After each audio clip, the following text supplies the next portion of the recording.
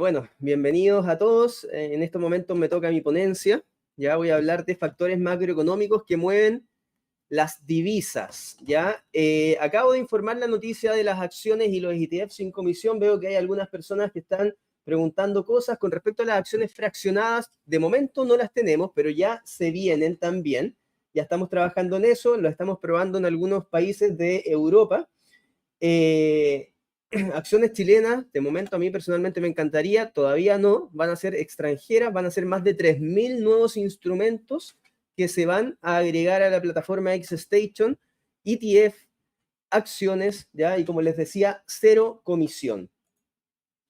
¿Qué más? Fondos de inversión. Estamos trabajando también para tener diferentes productos, entre ellos y son, de cierta manera, fondos smart portfolios que se dicen, donde nosotros vamos a poder crear portafolios.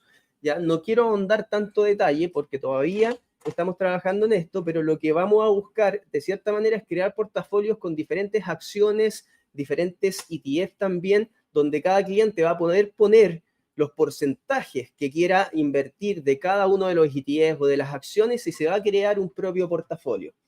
Así que acciones europeas también, ¿ya? Bueno, vamos a partir, yo lo estoy leyendo directamente, así que mi ronda de preguntas va a ser durante esté haciendo la presentación. Factores macroeconómicos que mueven las divisas. Hasta el momento ustedes han visto a Tomás, que es bien técnico en términos de análisis técnico al momento de realizar los análisis, por lo menos durante la ponencia pasada. Pablo Gil también, mucho análisis técnico, pero lo que queremos comentar y un poco complementar a este análisis técnico es justamente el análisis fundamental. Es qué datos macroeconómicos mueven al mercado. Voy a tocar el mercado también, pero específicamente a las divisas, ¿ya? Y para eso tenemos que entender lo que significa análisis fundamental y cuál es su importancia. El análisis fundamental es un método que se emplea para evaluar el valor de un activo y para analizar los factores que podrían influir en su precio en el futuro. Es decir, cuando hablamos de análisis fundamental, nos referimos al análisis de las noticias, de los datos macroeconómicos que terminan moviendo al mercado. Mueven los commodities, mueven las divisas, mueven también las bolsas, por supuesto, pero estos datos macroeconómicos en sí no es que los muevan por sí solos, sino que tiene un factor común, que son los bancos centrales, que finalmente son el jugador principal de una economía. Los bancos centrales, que ya lo vamos a ver, son los que a través de su política monetaria mueven y terminan moviendo el mercado. Y utilizan esta política monetaria para acelerar la economía en tiempos de inflación baja y crecimiento bajo, o frenar la economía en tiempos de sobrecalentamiento, donde la inflación se escapa, que es el periodo en el que nos hemos desenvuelto los últimos años. Este tipo de análisis se basa en la evaluación entonces de los activos a partir de hechos e influencias externas, así como son las noticias políticas, las noticias económicas, etc. Tal como lo comentaba Pablo Gil, lo que está pasando en Rusia en estos momentos, esta rebelión que de momento no se sabe tanto detalle, va a impactar el oro, va a impactar probablemente las materias primas relacionadas con Rusia, puede impactar también la renta variable, y esas son las noticias que nosotros tenemos que ir conociendo, y no solo basta con conocerlas, sino que es muy importante saberlas interpretar. El análisis fundamental, entonces, es uno de los dos métodos principales que se utilizan para analizar el mercado. El otro es el análisis técnico, ya las figuras chartistas, más o menos lo que mostró Tomás en la ponencia anterior. Mientras que los inversores, entonces, que emplean el análisis técnico obtienen toda la información que necesitan para operar desde los gráficos, los que se basan en el análisis fundamental se fijan en factores externos ajenos a los movimientos de precio. ¿Qué es lo que debiésemos hacer? A mi juicio, por lo menos, mi opinión, es que debiésemos mezclar ambos análisis, porque finalmente el análisis macroeconómico, o dicho de otra forma, el análisis fundamental, que es el de las noticias, lo que nos va a mostrar es la dirección del mercado. Si el mercado va a ir al alza o el mercado va a ir a la baja. Y lo que me permite determinar el análisis técnico es dónde entrar si es que yo decido comprar, o dónde entrar si es que yo decido o dónde salir si es que yo decido vender en el fondo, ¿ya? Por eso nuestra recomendación desde XTB siempre va a ser mezclar ambos análisis para tener un panorama más amplio de las posibles variaciones de los activos. Dentro del análisis fundamental, entonces, podemos centrarnos en el análisis de variables macroeconómicas. Las noticias macro son claves para este análisis, ya que los mercados se mueven en base a las expectativas de estas noticias y los datos económicos son clave en ese sentido, ¿ya? Ahora, ¿qué información nos entrega el análisis macroeconómico? Es la forma, y la información que nos entrega es la forma que nosotros medimos la salud, entre comillas, de una economía. Si la salud es buena o la salud es mala, ¿ya? ¿Qué significa buena salud? Un ciclo expansivo, un ciclo de crecimiento. ¿Qué significa mala salud? Un ciclo recesivo, ¿ya? Ciclo de estancamiento. Entonces, acá tenemos, de cierta manera, los factores más importantes para determinar la salud de la economía, si el ciclo es expansivo o recesivo. ¿En qué me tengo que fijar? Primero, en el Producto Interno Bruto, que me habla del crecimiento de la economía. ¿El crecimiento está creciendo o está decreciendo? Por ejemplo, Alemania, ¿ya? Entró en recesión técnica. ¿Qué significa eso? Que durante estos últimos 2 trimestres está creciendo por debajo de cero.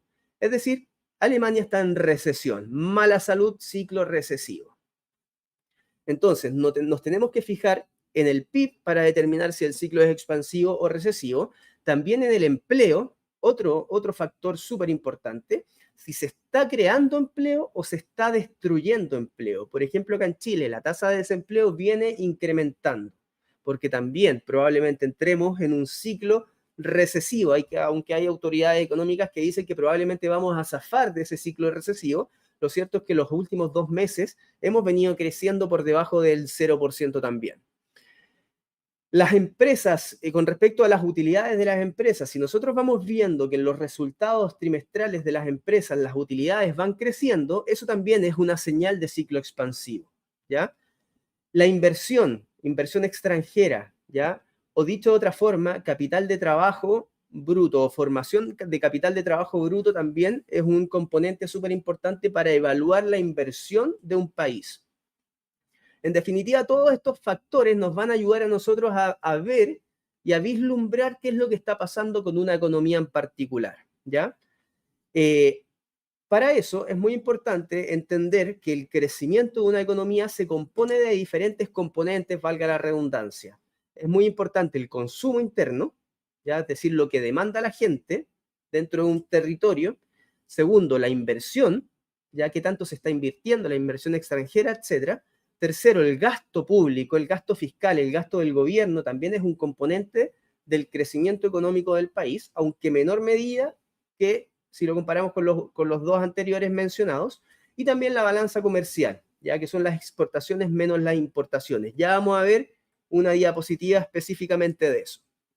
Entonces, si es que nosotros vemos que el PIB de un país está creciendo, que un país está creando empleo, que las empresas están incrementando sus utilidades, que la inversión extranjera también aumenta, que los ciudadanos están consumiendo más, por ende la demanda interna está subiendo, bajo ese contexto nosotros tenemos que pensar que estamos en un ciclo expansivo, ¿ya?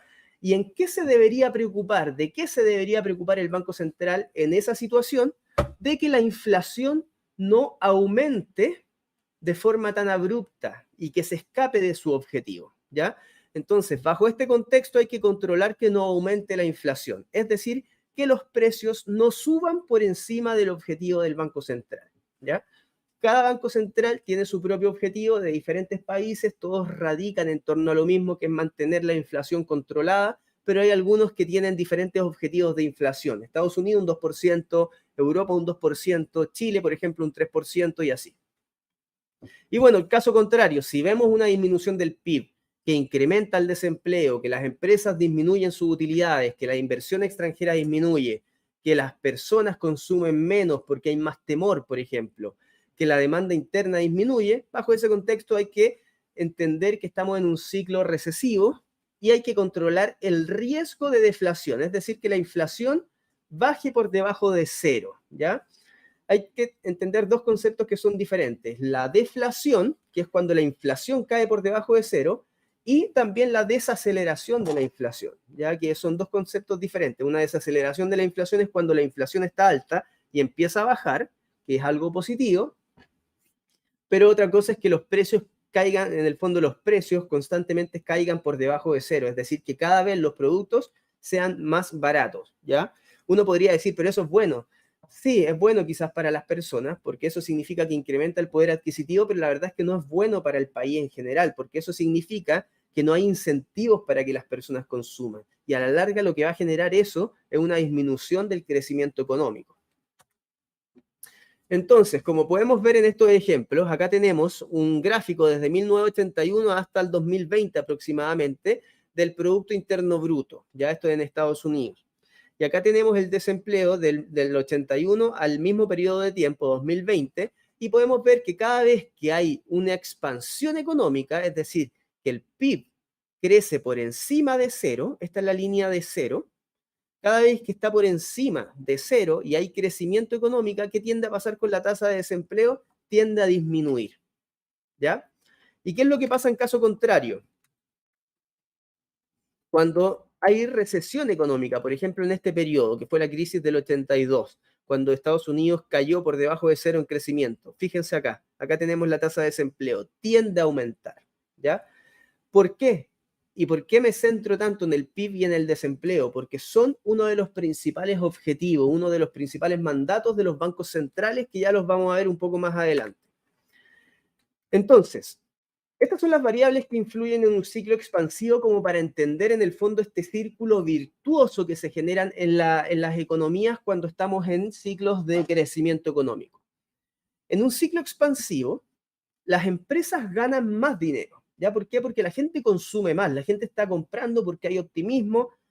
Yo veo que la tasa de desempleo, por ejemplo, está baja, tengo confianza para ir a comprar, creo que mis proyecciones personales económicas en el futuro van a ser positivas. Hay un entorno de optimismo en el mercado.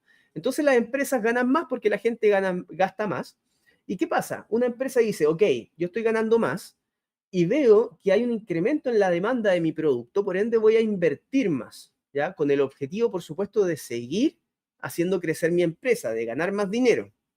Entonces las empresas en ese sentido están dispuestas a invertir más, ¿ya? Por ende amplían sus negocios. ¿Y qué pasa? Necesitan más gente, necesitan más mano de obra, ¿ya? Y contratan más trabajadores. Entonces, ¿qué pasa? Ante este entorno con la tasa de desempleo se reduce.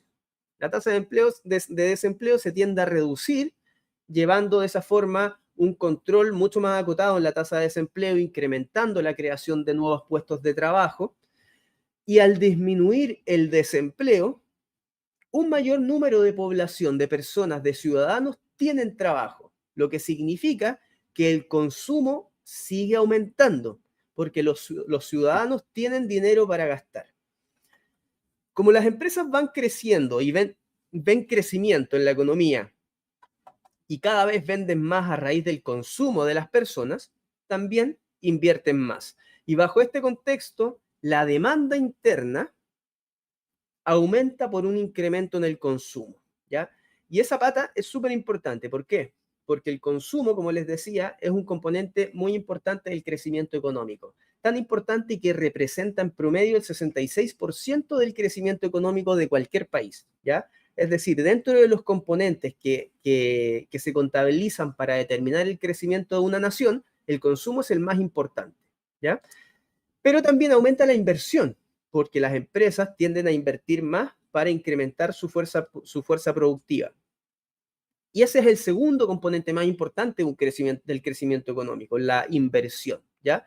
Y esto lo que hace es retroalimentar el ciclo expansivo y genera más crecimiento en la economía, ¿ya? El riesgo de esto es que la economía se sobrecaliente, ¿ya? Es decir, que se sobrecaliente tanto, que incremente tanto el consumo, que los precios tiendan a escaparse del objetivo del Banco Central, que fue un poco lo que nos pasó en la recuperación post-pandemia, donde la inflación llegó a niveles récord que no se veían en más de 30 o 40 años en algunos países, y los bancos centrales ahí empezaron a actuar con su política monetaria para desincentivar ese consumo, para disminuir la inflación. Eso ya lo vamos a explicar.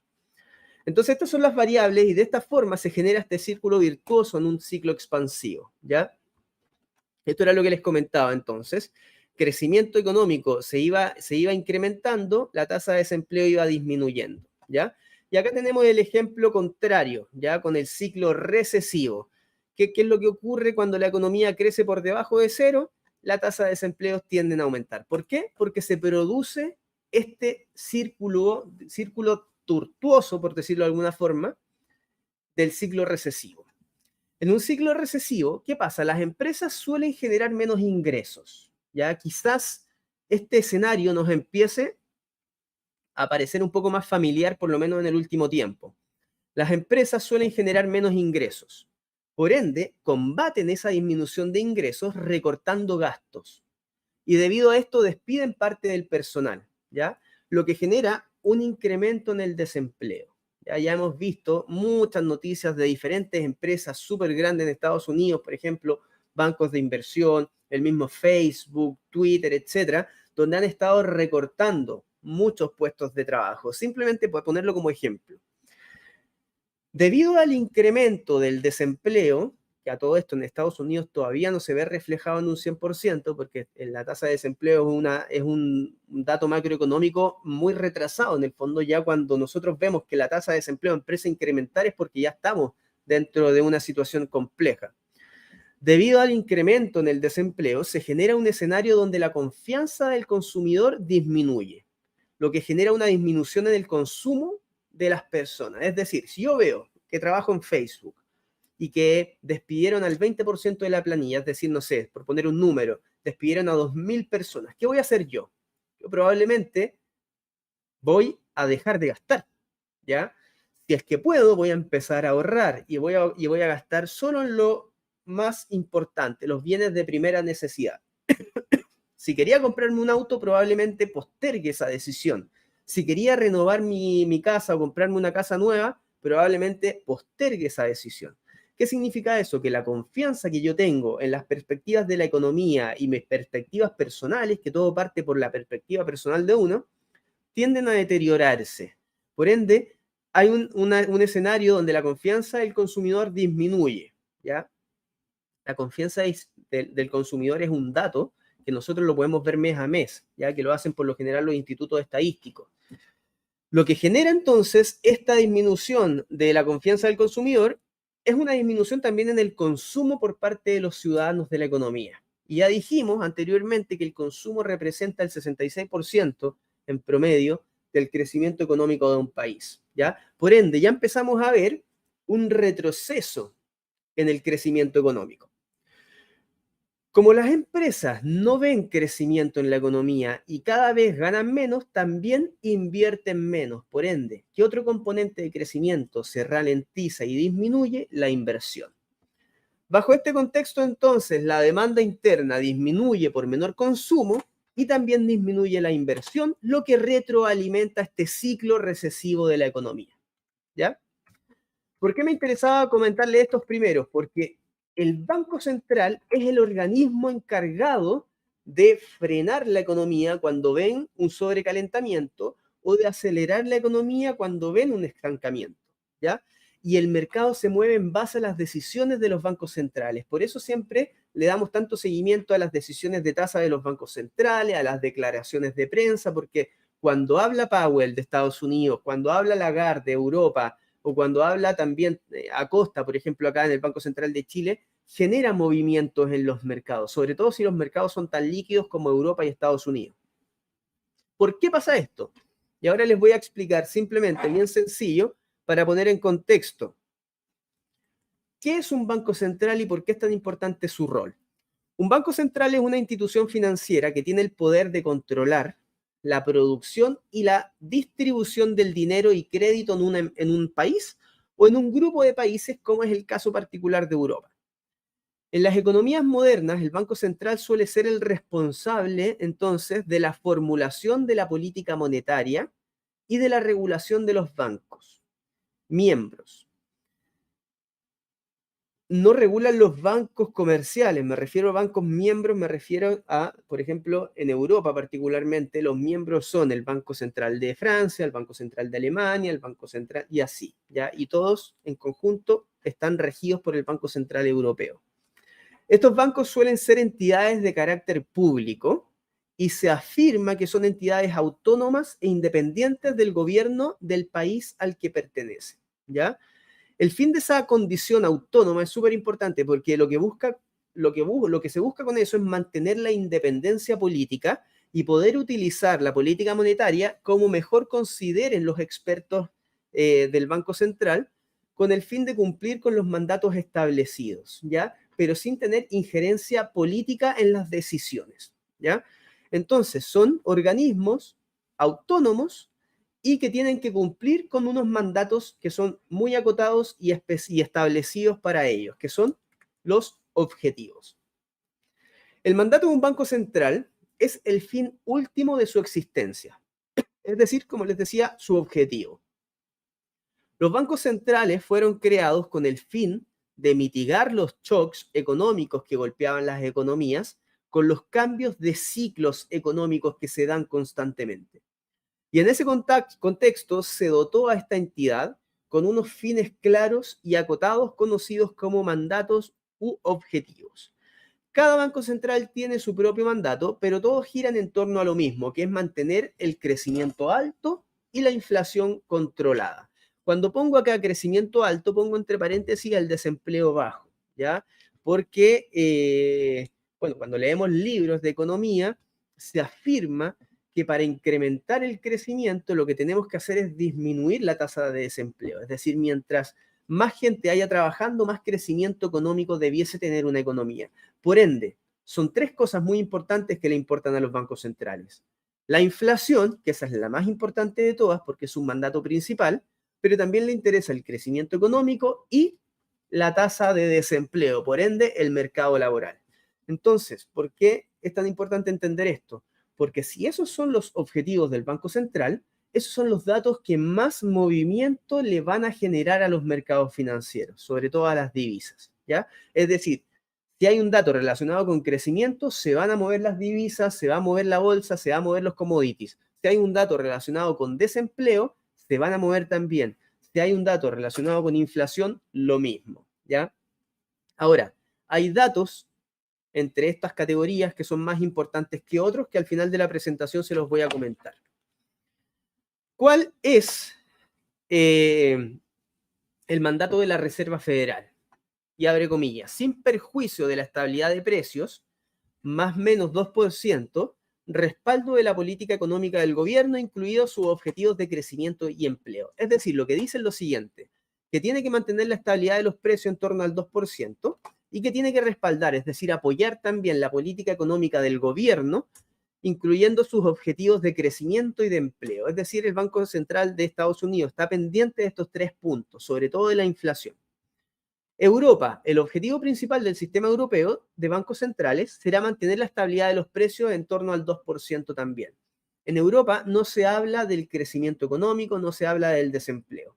Es decir, el Banco Central Europeo se preocupa exclusivamente de la inflación. Por eso que muchas veces cuando le preguntan a Christine Lagarde, que es la presidenta del Banco Central Europeo, por el crecimiento y por el empleo, muchas veces entrega también esa responsabilidad a cada uno de los países miembros de la Unión Europea, porque el gobierno es el que tiene que estar encargado de eso.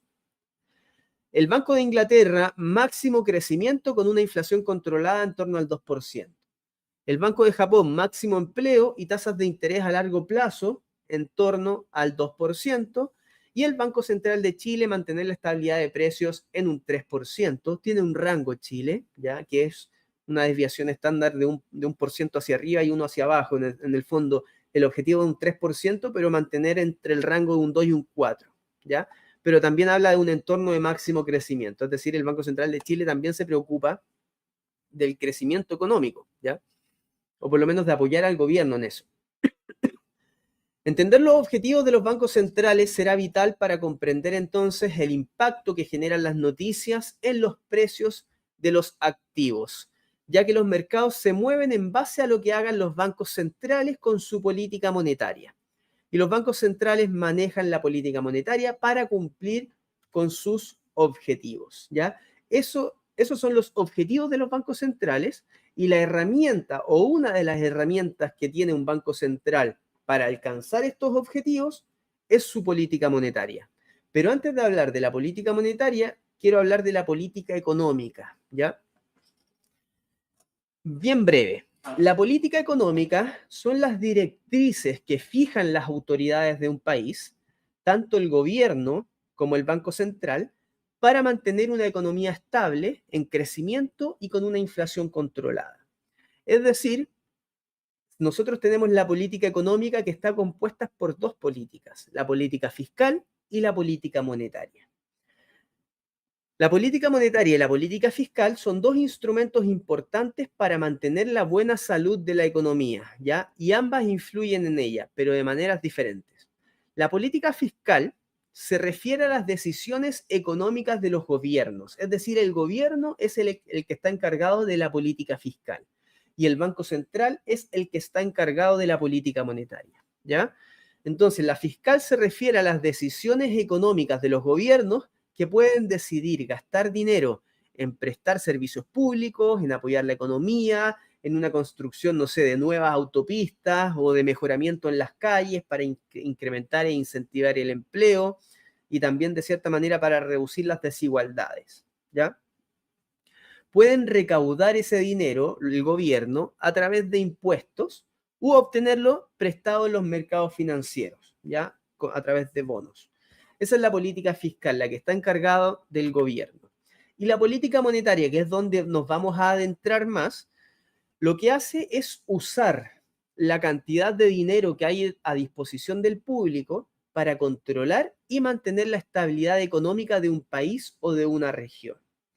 La política monetaria suele ser llevada a cabo por el Banco Central y comprende las decisiones relativas al mercado del dinero, es decir, la cantidad de dinero que hay circulando en la economía y también las tasas de interés. Y esta herramienta es la que utilizan los bancos centrales para intentar suavizar los ciclos económicos y evitar crisis o salir de las crisis económicas.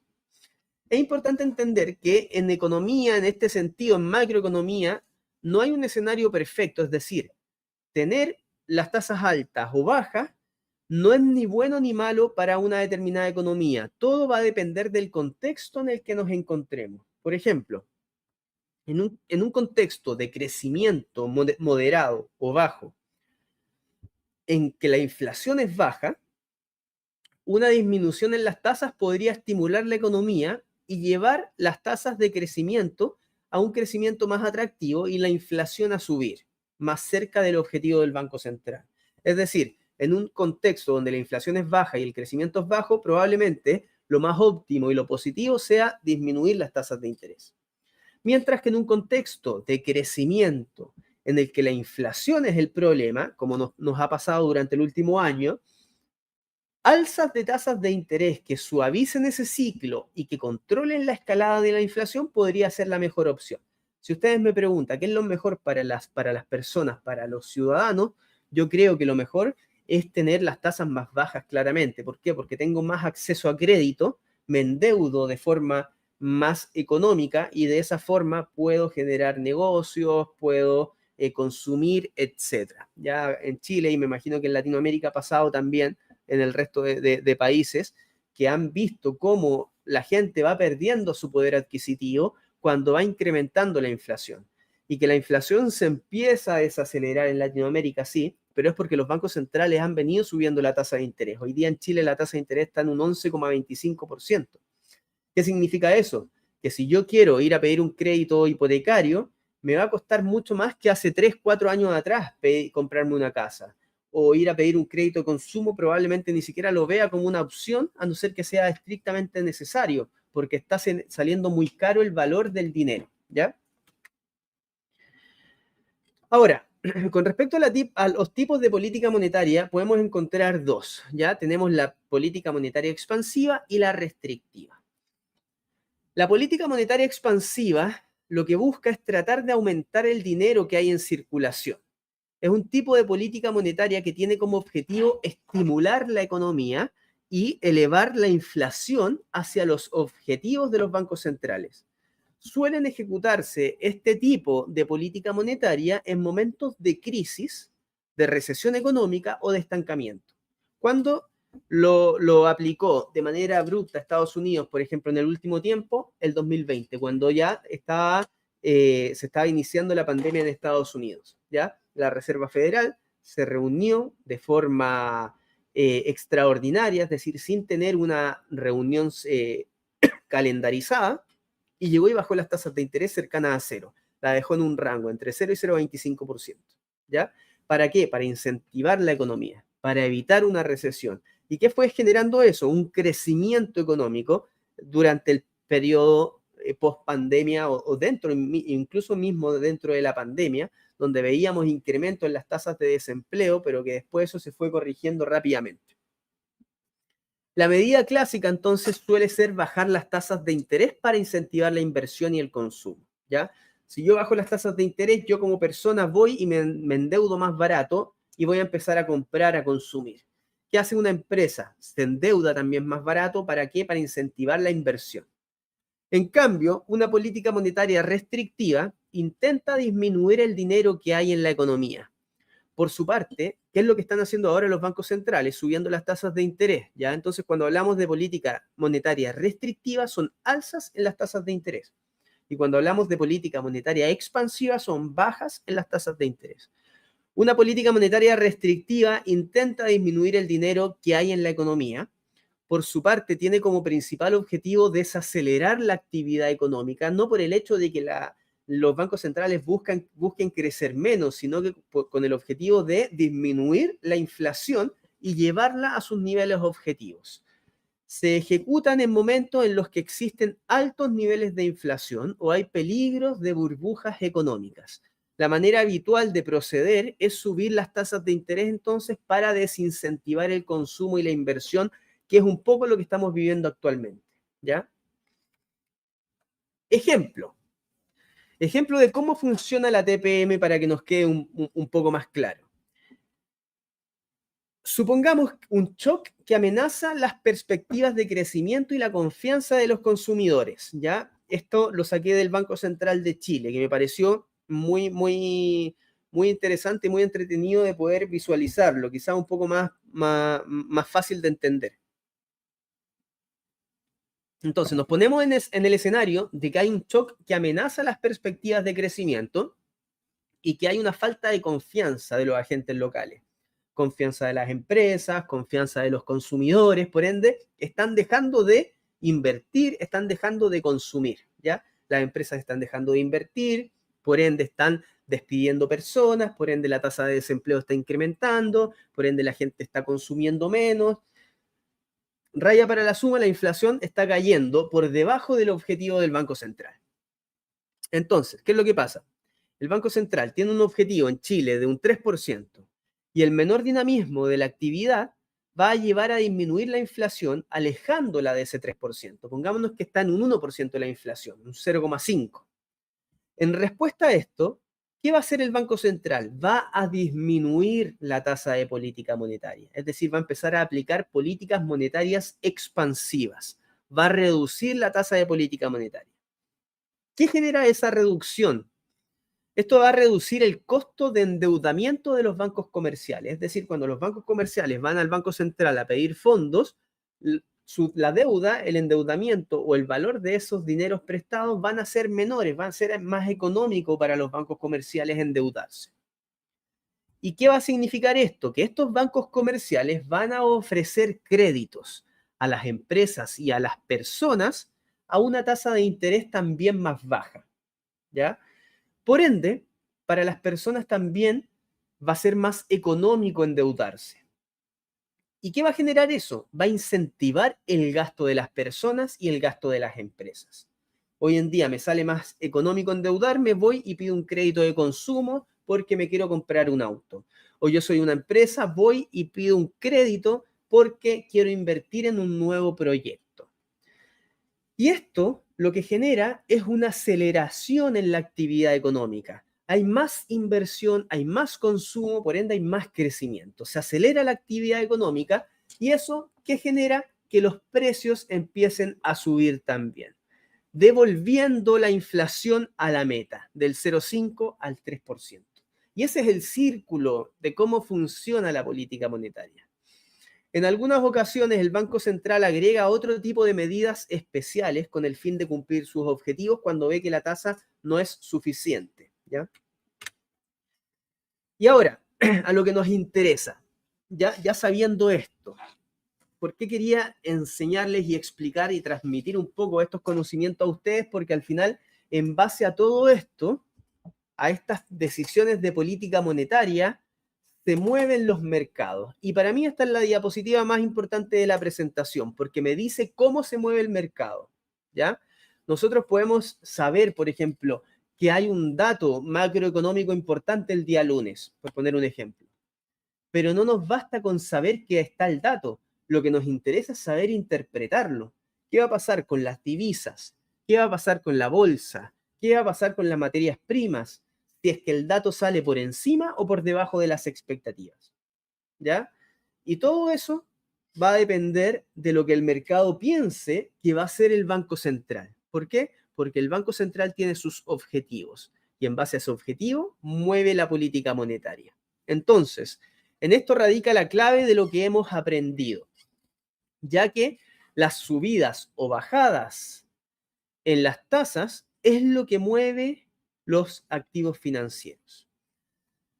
Pongámonos en el caso de una política monetaria expansiva, es decir, están reduciendo las tasas de interés. ¿Qué es lo que va a pasar con la divisa de ese país que está reduciendo las tasas? La divisa se va a depreciar, es decir, va a perder valor, se va a caer, ya va a valer menos. ¿Qué va a pasar con la bolsa de valores del país que esté reduciendo las tasas? Va a subir, va a incrementar. Al mercado le gusta que los bancos centrales bajen las tasas. ¿Por qué? Porque la gente se endeuda más, la gente consume más, hay mayores ingresos, mayores utilidades y eso hace que las empresas valgan más y suban sus valores y su capitalización bursátil en bolsa. ¿Y qué pasa con las materias primas? También suben, ¿ya? Cuando un banco central baja la tasa de interés, hay mejores perspectivas económicas para ese país, ¿ya? Y eso también genera buenas perspectivas de demanda de materias primas. Entonces, cuando un banco central reduce las tasas, las materias primas tienden a subir, sobre todo si es que el banco central que reduce las tasas es China o Estados Unidos, que son los principales consumidores de materias primas, ¿ya? Si China baja las tasas y China empieza a crecer, inmediatamente el cobre va a subir, inmediatamente el petróleo va a subir, inmediatamente el oro va a subir, etc. ¿Por qué? Porque China es uno de los principales consumidores de materias primas. Lo mismo pasa con Estados Unidos, lo mismo pasa con Europa, ¿ya? Probablemente si Chile baje las tasas, quizás no vamos a ver una respuesta en las materias primas, pero sí en el peso chileno y sí en el IPSA. Lo mismo con Brasil. Si Brasil las baja, vamos a ver una caída en el real brasilero y vamos a ver una subida en el Bovespa. Lo mismo con México, lo mismo con todos los países. Caso contrario, política monetaria restrictiva, es decir, hay un incremento en las tasas de interés. La divisa sube. ¿Ya? Si Chile sube las tasas, el peso chileno va a subir. Si México sube las tasas, el peso mexicano se va a fortalecer. ¿Qué va a pasar con la bolsa? Va a caer, ya va a generar menores perspectivas de crecimiento. ¿Por qué? Porque están buscando controlar la inflación, va a incrementar el precio del dinero, la gente se va a endeudar menos, por ende va a disminuir el consumo. La bolsa cae, a la bolsa no le gusta que los bancos centrales suban las tasas y las materias primas caen. Antes de ver esto, los efectos en un par de divisas, les quiero comentar este hecho real, que fue el 16 de marzo del 2020. Esta es una noticia que yo saqué. La Fed baja 1 punto las tasas de interés por el coronavirus, ¿ya? Acá se estaba iniciando el coronavirus y acá tenemos dos gráficos, el rojo y verde, que es la bolsa de Estados Unidos, y el azul, que es el dólar index. Entonces, acá tenemos gráficamente el ejemplo de lo que estábamos hablando en la diapositiva anterior. ¿Qué hizo la Fed? Fue y bajó las tasas 1 punto porcentual. Después de esta reunión, incluso la llevaron a cero. Todavía me acuerdo que en 2020 la bajaron 2 veces en semanas muy cercanas. La noticia fue, la Fed baja 1 punto las tasas de interés por el coronavirus. Acá fue. ¿Y qué pasó con la bolsa? Bajaron las tasas. La bolsa subió inmediatamente. Y subió durante todo este periodo. Del 23 de febrero más o menos. No, de hecho acá lo tengo. Del 16 de marzo que le estaba diciendo, que está acá. Hasta más o menos mediados del 2021. Esa subida fue casi de un 100%, ¿ya? Todavía lo pueden ver ahí en la X-Station. ¿Y qué pasó con el dólar en el mismo periodo? Fíjense, se debilita también. ¿Por qué? Porque cuando un banco central baja las tasas, su divisa cae. Y el dólar se debilitó, ¿ya? Pasando de los 104 aproximadamente, llegando a un mínimo en 89, el dólar index me refiero, ¿ya? Entonces, de esa forma podemos ejemplificar lo que ocurre cuando un banco central sube o baja las tasas. Y ahora, ¿cómo impacta entonces el efecto de una política monetaria en un par de divisas? Tenemos que entender que las divisas son una especie de división, es una paridad que se compara una con otra, ¿ya? Entonces, cuando nosotros tenemos una moneda primaria, como puede ser el euro dólar, pensemos en el euro dólar, la moneda primaria es la primera del par, ¿ya? En ese caso sería el euro, versus el dólar. Si es que yo veo, es una división, piensen en un numerador y un denominador. Si es que el euro se aprecia o el euro se fortalece, ¿qué va a pasar con el par? Va a subir, porque el euro es la primera moneda. Pero ¿qué pasa? Si es que el dólar se aprecia y el dólar se fortalece, va a bajar la paridad, porque en ese caso el denominador se va a estar fortaleciendo. ¿Qué pasa? Si es que el euro se debilita porque el Banco Central Europeo empieza a bajar las tasas, la paridad cae. Pero ¿qué pasa si el dólar se debilita porque la Fed va a bajar las tasas? La paridad sube porque se está debilitando la moneda secundaria. De esa forma es que tenemos que pensar en las divisas. Por ende, cuando yo transo divisas, tengo que estar atento a los datos de crecimiento, datos de inflación, datos de empleo de dos países, ¿ya? De Europa en este caso y de Estados Unidos. Si yo estoy transando el dólar contra el peso chileno, tengo que estar atento a las noticias del dólar de Estados Unidos y del peso chileno, es decir, de Chile. Si yo estoy transando el dólar contra el peso mexicano, me interesa saber las noticias de Estados Unidos y de México, y así sucesivamente. Acá hay un ejemplo que encontré en economipedia.com, bien interesante, que son los efectos de una política monetaria expansiva y después restrictiva, que al final es lo mismo, pero al revés. Pensemos en una política monetaria expansiva, es decir, que los bancos centrales vienen bajando las tasas. ¿Qué va a pasar? Y acá hay dos posibilidades. Que uno baje la tasa, que otro baje la tasa o que los dos la bajen. Ya en el fondo hay tres posibilidades. Pongámonos en el caso en que el Banco Central realiza una política monetaria expansiva, es decir, el Banco Central de Europa, el BCE, empieza a bajar las tasas. Y por otra parte, la Reserva Federal o no hace nada o aplica una política monetaria restrictiva. Ya da igual. En el fondo, en este caso, o no hace nada o la sube. Pero el Banco Central Europeo aplica una política monetaria expansiva, es decir, baja las tasas. ¿Qué va a pasar? Va a aumentar la oferta de euros, ¿ya? Y por otra parte, por el lado de Estados Unidos, se va a reducir o se va a mantener la oferta de dólares. ¿Qué pasa si es que hay más euros dando vuelta en la economía? El euro se debilita, vale menos, ¿ya? Por ende, en este escenario, suponiendo que la demanda de dólares y euros se mantiene constante, la demanda, pero incrementa la oferta de euros, se deprecia el euro, es decir, vale menos, ¿ya? ¿Y qué resultado vamos a tener? Una depreciación del euro y una apreciación del dólar. Es decir, va a caer el numerador y va a subir el denominador. ¿Qué va a pasar? Con el par de divisas, en ese caso, va a caer. Es decir, el euro dólar, en este caso, cae. Caso contrario, la Fed esta vez va a bajar las tasas de interés. Y ojo, ese escenario se puede dar pronto. Ya dijo Powell que probablemente quedan 2 subidas de tasa y probablemente en Europa quedan algunas más. ¿Qué pasa si la Fed aplica esta política monetaria expansiva, es decir, baja las tasas y Europa no hace nada? Se va a depreciar el dólar, ¿ya? Y si se deprecia el denominador, va a subir la divisa. ¿Y qué pasa en un escenario donde los bancos centrales están en la misma situación, subiendo o bajando las tasas? Bueno, va a depender de las magnitudes, de qué banco suba más o menos las tasas de interés o qué banco incremente más o menos la oferta de dólar, ¿ya? De esa forma se mueven las divisas con las noticias o con las decisiones, más que con las noticias, con las decisiones de los bancos centrales. Y las decisiones dependen de las noticias macroeconómicas, ¿ya? Después, si quieren, esta PPT, porque veo ahí que me la están pidiendo algunos por interno, me pueden escribir a jose.godoy@xtv.com y se las paso sin problema, ¿ya? No me voy a ahondar en la política monetaria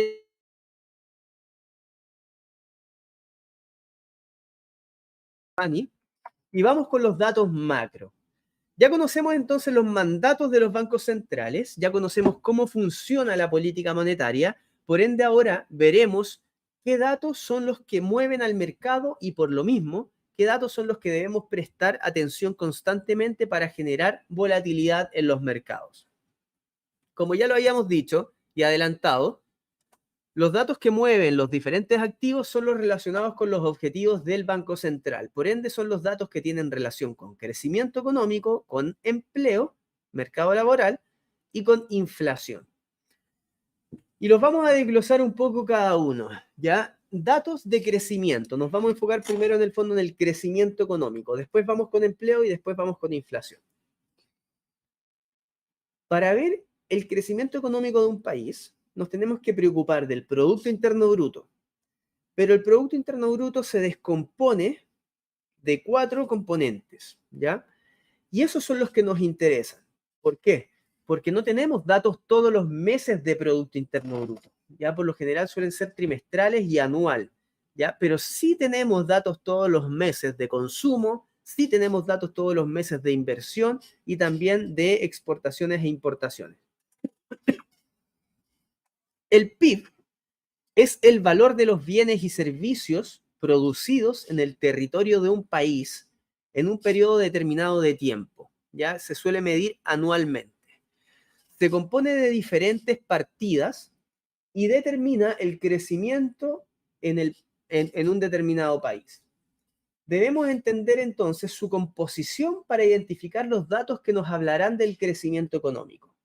El Producto Interno Bruto está compuesto por consumo, que era lo que hablábamos, 66% del PIB, por inversión, que es el segundo componente más importante, por gasto, cuando hablamos de gasto público, de la política fiscal del gobierno en el fondo, y también la balanza comercial, ya que es la resta entre las exportaciones y las importaciones. Es decir, yo sumo las exportaciones.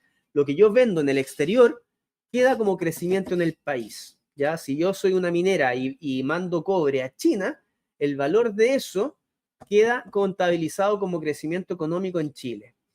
Las importaciones se restan. ¿Por qué? Porque yo lo que traigo de afuera lo voy a contabilizar en consumo o en gasto público. Es decir, si yo importo celulares, voy a vender estos celulares, ¿ya? Y cuando yo venda los celulares, se va a contabilizar en consumo o en gasto público, dependiendo a quién le venda los celulares. Si se lo vendo a una tienda comercial o a una persona X, va a ser consumo. Pero si se la vendo, por ejemplo, al gobierno o se los vendo a una municipalidad, va a ser gasto público. Entonces, tenemos que evitar esa doble contabilización de crecimiento económico, por ende las importaciones se restan. ¿Y cuáles son los datos económicos? O sea, los datos de crecimiento más importantes que mueven más los mercados son los que tenemos acá. Ventas minoristas se dan todos los meses. ¿Ya? Es un indicador que nos muestra cuánto se está vendiendo y también la confianza del consumidor, ¿ya? De manera indirecta. No es el dato específico de confianza del consumidor, porque hay otros estudios que se hacen que nos muestran la confianza del consumidor, pero nosotros podemos determinar que si las ventas minoristas constantemente están subiendo, es porque el consumo viene bien y porque la confianza del consumidor también viene bien, o si no, la gente no estaría consumiendo. Segundo, peticiones de bienes duraderos. Los bienes duraderos son los bienes que duran más de 3 años o que se amortizan en más de 3 años. Suelen tener principal relación con inversión productiva de las empresas, maquinaria y ese tipo de cosas, ¿ya? Entonces también es un indicador que nos habla de la confianza empresarial. si nosotros vamos viendo que mes a mes las peticiones de bienes duraderos tienden a subir, quiere decir que el empresariado tiene confianza, que está invirtiendo, ¿por qué? Porque ve una demanda, que está contratando gente y es decir, la economía se está moviendo hacia un ciclo expansivo. Producción industrial es un indicador de la producción propiamente tal. Mientras más producción industrial esté en una economía, mejores son sus proyecciones de crecimiento. Yo me fijo mucho cuando viajo a diferentes países, si es que hay grúas, si es que se está construyendo, la construcción es súper importante, es un determinante del crecimiento de una economía. Cómo es la infraestructura de este país, qué tan avanzado está, si hay obras de construcción o no, para ver la inversión. Porque por lo general, cuando se entra en crisis, ¿qué es lo que pasa inmediatamente con el sector construcción? Tiende a ralentizarse. El IMASEC, este es un dato específicamente de Chile, el IMASEC. El resto está en todos los países, que los van dando diferentes organismos. El IMASEC en particular es el índice mensual de la actividad económica en Chile. Es una especie de termómetro del PIB, ¿ya? ¿Por qué? Porque se contabiliza el 90% de los productos y servicios que tiene el PIB chileno, ¿ya? Por ende, se acerca más o menos a lo que es el Producto Interno Bruto, y la bondad que tiene este indicador es que se calcula mensualmente. Todos los meses me dice cuánto creció Chile durante ese mes. Lo negativo es que me llega la información con 2 meses de desfase, es decir, si quiero conocer el del mes de enero, voy a tener que esperar hasta marzo probablemente. Y el Producto Interno Bruto, ¿ya? Que nos indica propiamente tal el crecimiento de un país. Como les decía al inicio de la presentación, Alemania, 2 trimestres consecutivos con el PIB por debajo de cero, eso ya se considera recesión técnica. Y los PMI, producto, y en el fondo nos habla de la manufactura, ¿ya? Podemos ver PMI de servicios, que nos habla de los servicios de un país, o el de manufacturero, que es el de la manufactura de un país en particular. Estos son los datos más importantes, ¿ya? Y por supuesto, el gasto público de los países también va a ser importante, pero no tan importante como el consumo y la inversión. Datos de empleo. Los datos relacionados al mercado laboral también juegan un papel clave, ya que los gobiernos y los bancos centrales velan por mantener las tasas de desempleo bajas, buscar el pleno empleo para que de esa manera se pueda maximizar la productividad y por ende el crecimiento del país, ¿ya? Los gobiernos buscan el pleno empleo. El pleno empleo es se produce cuando todas las personas que estén en edad de trabajar y que quieran trabajar se encuentren empleadas. Cuando eso ocurra, estamos hablando de una tasa de pleno empleo, ¿ya? Y la tasa de pleno empleo va a variar en diferentes países. En Estados Unidos, por ejemplo, por debajo de 4 ya se considera pleno empleo. En Europa tiende a ser un poco más alto, 5,5, 6%. Es debido a esto entonces que estos datos cobran especial relevancia para los precios de los activos. ¿Y cuáles son los datos de empleo más importantes? Tenemos el NFP, que este se da exclusivamente en Estados Unidos. Tenemos el ADP, que también se da exclusivamente en Estados Unidos. Y después tenemos la tasa de desempleo normal, que es la que se da en todos los países. El NFP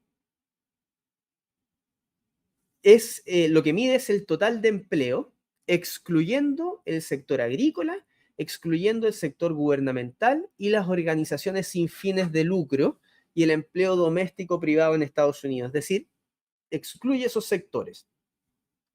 Pero aún así, aunque los excluya, sigue siendo muy importante porque este colectivo que reúne esta información, en el fondo, ese colectivo que queda sacando a estos sectores, sigue siendo el colectivo que produce cerca del 80% del Producto Interno Bruto de Estados Unidos. Este dato se da a conocer todos los meses y es el primer viernes de cada mes. Es el dato más importante. ¿Por qué? Porque es el que genera mayor volatilidad, porque es uno de los principales datos que mira Estados Unidos, el NFP. Por eso siempre nosotros en XTB le damos seguimiento a este dato y vemos en línea cómo sale el dato y cómo se mueven los mercados. El ADP, por su parte, mide el empleo, pero del sector privado de Estados Unidos, ¿ya? el ADP se suele dar el miércoles antes del NFP, ¿ya? Así que esos dos datos los tenemos una vez al mes. El dato de empleo que tenemos también todas las semanas, que nos permite ver y hacernos una idea de la evolución del mercado laboral en Estados Unidos, es uno que se llama solicitud de beneficios por desempleo. Ese dato se da todos los jueves, también para que lo tengamos en consideración. Y otro dato que últimamente ha cobrado más importancia que nunca son los ingresos medios por hora, que lo que hace es medir el nivel de los salarios de los trabajadores en Estados Unidos. ¿Por qué es tan importante hoy en día? Porque mientras más suban los salarios en Estados Unidos, más presiones inflacionarias va a generar. Y por último, la tasa de desempleo, que mide el porcentaje de la población total que se encuentra en edad de trabajar y que esté buscando empleo, pero que no lo tenga, ¿ya? Esa es la información que me entrega la tasa de desempleo. Y por supuesto, información importante porque en base a la tasa de desempleo es que se van tomando decisiones respecto a la política monetaria. Y por último, datos de inflación. La tasa de inflación nos indica a qué ritmo suben los precios de los bienes y los servicios de un país. De todos los que hemos visto, estos son los datos más importantes porque son el fin último de los bancos centrales, ¿ya? Tenemos varios datos. Tenemos el IPC, que es el índice de precio al productor normal que tenemos en todos los países, que lo que hace es medir una canasta de bienes y servicios. Hay un instituto estadístico en cada uno de los países que tiene como base una canasta de bienes y servicios que va comparando mes a mes y va viendo si los precios de estos bienes y de estos servicios están incrementando o están disminuyendo, ¿ya? Y eso, así se calcula el IPC. Pero hay otro, que es el IPC subyacente, que lo que hace es medir esta misma canasta, pero le saca algunos productos. ¿Qué productos le saca? Los de energía y los alimentos. ¿Por qué? Porque son los más volátiles. Lo pueden encontrar en los libros también como IPC sin volátiles. También se puede encontrar así el subyacente, que hoy en día es la principal preocupación de la mayoría de los países, porque el IPC general viene cayendo bien, pero no viene cayendo al mismo ritmo el subyacente. Hay otro dato que es el IPP, índice de precios al productor. Este dato es bien interesante porque me muestra lo que va a ocurrir los próximos meses con la inflación, porque es la inflación que asumen o que adquieren o que sienten los productores, ¿ya? Por eso se llama índice de precios al productor. Si yo vendo relojes, por ejemplo, y mi reloj vale $20, pero resulta que antes yo tenía una correa, mi proveedor me la cobraba, me la vendía a $5 y ahora vale $15, ¿qué va a pasar? Yo voy a tener que, de cierta manera, trasladar ese incremento de mis costos productivos a mi cliente, al consumidor, para mantener mi margen.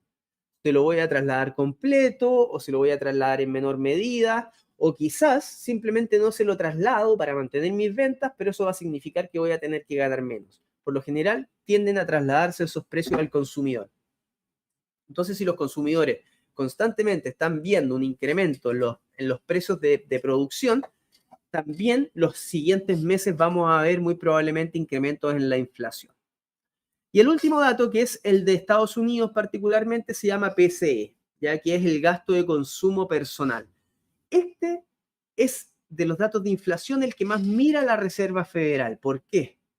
Porque siempre, últimamente, ya se está dando constantemente que hay mucha polémica de cómo están realizando los estudios de la inflación, los análisis inflacionarios, porque siempre es la misma canasta de productos y servicios, ¿ya? E incluso hay productos que ya están obsoletos, es decir, que ya ni siquiera se utilizan.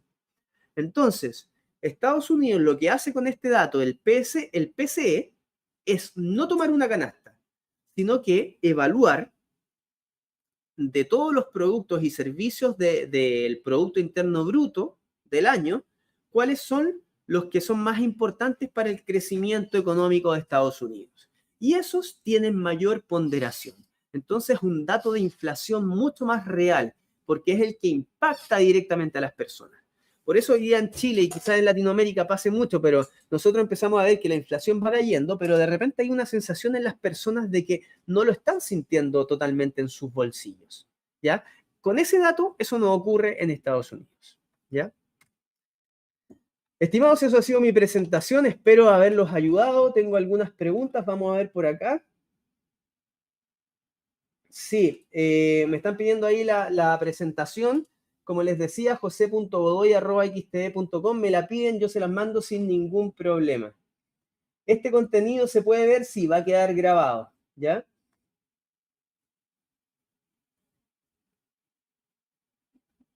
Veamos, ¿qué más?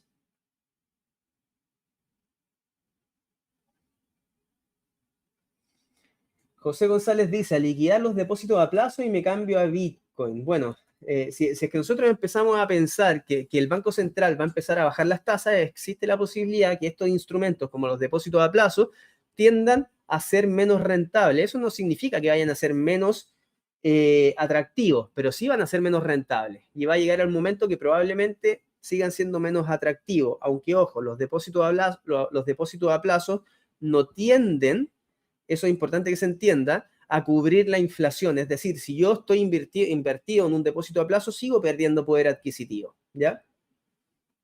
Si no quiero perder mi poder adquisitivo, probablemente me tenga que invertir en un instrumento, acá en Chile, por ejemplo, que esté más relacionado a la UEF.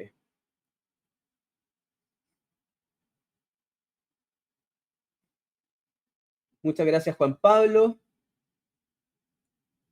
A ver, ¿qué más?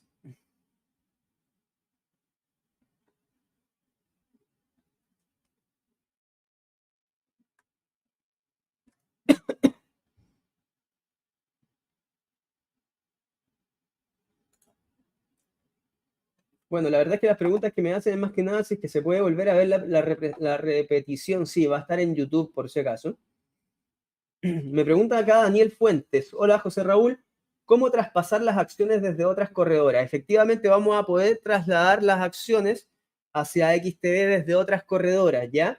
Si necesitan más información con respecto a eso, porque es simplemente llenar un formulario, me pueden escribir a jose.godoy@xtb.com y yo les enseño cómo trasladar sus acciones que tienen en otras corredoras hacia XTB.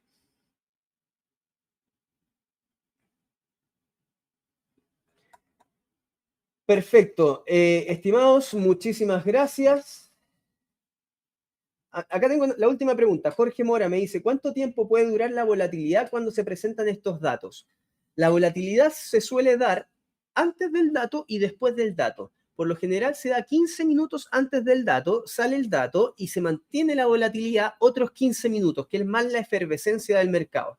Así que va a depender del tipo de trader que cada uno sea. Si yo soy más especulador, puedo entrar antes del dato. Personalmente no lo sugiero porque eso sería más que nada adivinar. Si yo soy más de corto plazo, podría entrar apenas salga el dato y aprovechar. Si yo soy más day trading, podría esperar 15 minutos después del dato para ver una tendencia más clara. De momento, Alexis, no tenemos en mente ese tipo de productos, ¿ya? Ya, le voy a pedir a producción ahí que ponga mi correo electrónico jose.godoy@xtv.com. Yo lamentablemente no lo puedo escribir. Estimados, muchas gracias a todos. Esa ha sido mi ponencia. Recuerden que todavía queda una ponencia más que viene Albert Salvani. Nos va a estar hablando de las criptomonedas en unos 5 minutos aproximadamente.